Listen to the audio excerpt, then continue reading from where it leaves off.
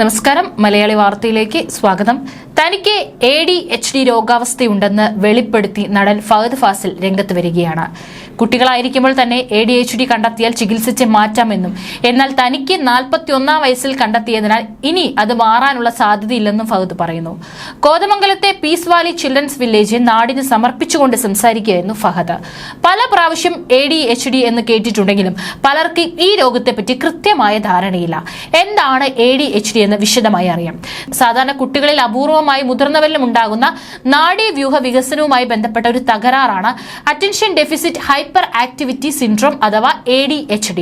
ഒരു കാര്യത്തിലും ശ്രദ്ധ പതിപ്പിക്കാനാകാതെ വരുന്ന ഇൻ അറ്റൻഷൻ, ഒരു കാര്യത്തിലും ക്ഷമയില്ലാതെ എടുത്തു ചാടി ഓരോന്ന് ചെയ്യുന്ന ഇംപൾസിവിറ്റി, ഒരിക്കലും അടങ്ങിയിരിക്കാതെ ഓടി നടക്കുന്ന ഹൈപ്പർ ആക്ടിവിറ്റി എന്നിവയാണ് ADHDയുടെ മുഖമുദ്ര.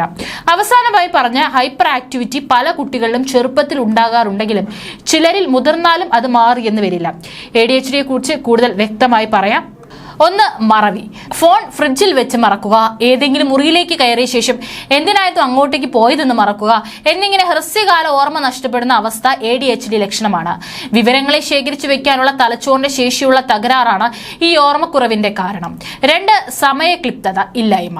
എപ്പോഴും വൈകി വരിക, ഒരു ജോലിക്കായി നീക്കി വെക്കേണ്ട സമയത്തെക്കുറിച്ച് ധാരണയില്ലാതിരിക്കുക, ബില്ലുകളും മറ്റും അടയ്ക്കാൻ അവസാന നിമിഷം വരെ വൈകിപ്പിക്കുക, 10 മിനിറ്റ് കൊണ്ട് തീർക്കാവുന്ന ജോലിയാണെങ്കിൽ പോലും അത് തുടങ്ങാൻ ബുദ്ധിമുട്ടുക എന്നിവയെല്ലാം ADHD ലക്ഷണങ്ങളാണ്.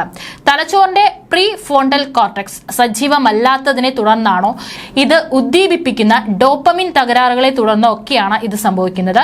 ഇതുമൂലം ചെയ്തു തീർക്കേണ്ട ജോലിയുടെ അടിയന്തര സ്വഭാവത്തെപ്പറ്റി ADHD രോഗികൾക്ക് മനസ്സിലാകില്ല. ഇതിനാൽ ജോലികൾ ചെയ്യാതെ തള്ളിവെച്ച് അവസാന നിമിഷം തിടുക്കപ്പെട്ട് ചെയ്യേണ്ടി വരുന്നു. ചില കാര്യങ്ങളിൽ അമിതമായ ഊന്നൽ, മുന്നിൽ വരുന്ന ചില കാര്യങ്ങളിൽ അമിതമായ ഊന്നലും ശ്രദ്ധയും നൽകുന്നതും ADHD ലക്ഷണമാണ്.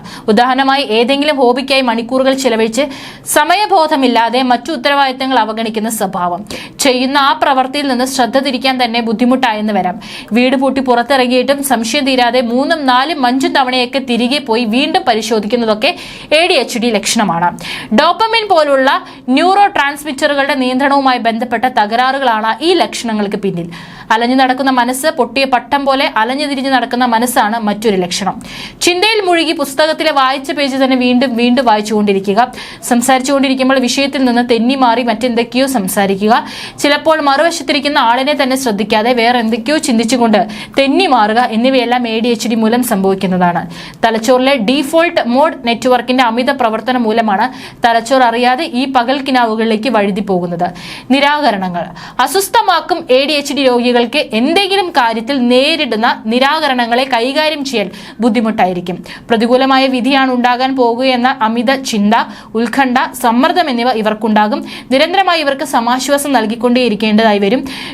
ന്യൂറോ ട്രാൻസ്മിറ്ററുകളിലെ അസന്തുലനമാണ് ഇത്തരം വൈകാരിക പ്രതികരണങ്ങളിലേക്ക് നയിക്കുന്നത്.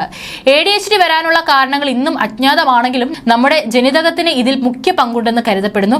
ജനിതകപരമായ ഘടകങ്ങൾക്ക് പുറമെ തലച്ചോറിന് വരുന്ന പരിക്കുകൾ, ഗർഭാവസ്ഥയിലോ ശൈശവാവസ്ഥയിലോ ലെഡ് വിഷവസ്തുക്കളുമായുള്ള സമ്പർക്കം പോലുള്ള പാരിസ്ഥിതിക കാരണങ്ങൾ, മാസം തികയാതെയുള്ള ജനനം, ജനന സമയത്തെ കുറഞ്ഞ ഭാരം എന്നിവയും ADHD സാധ്യത വർദ്ധിപ്പിക്കുന്നു. ഗർഭിണിയായിരിക്കെ അമ്മ മദ്യവും പുകയിലയും ഉപയോഗിക്കുന്നത് കുട്ടികൾക്ക് ഇത്തരം പ്രശ്നങ്ങൾ ഉണ്ടാക്കാമെന്നും പഠനങ്ങൾ മുന്നറിയിപ്പ് നൽകുന്നു. പല ഘടകങ്ങളിലൂടെയാണ് ഒരാൾക്ക് ADHD ഉണ്ടായെന്ന് ഡോക്ടർമാർ സ്ഥിരീകരിക്കുന്നത്. ഇതിന് ഒന്നിലധികം പരിശോധനകൾ വേണ്ടി വന്നേക്കാം. ബിഹേവിയർ തെറാപ്പി, മരുന്നുകളും എല്ലാം അടങ്ങുന്നതാണ് ഇതിനുള്ള ചികിത്സ.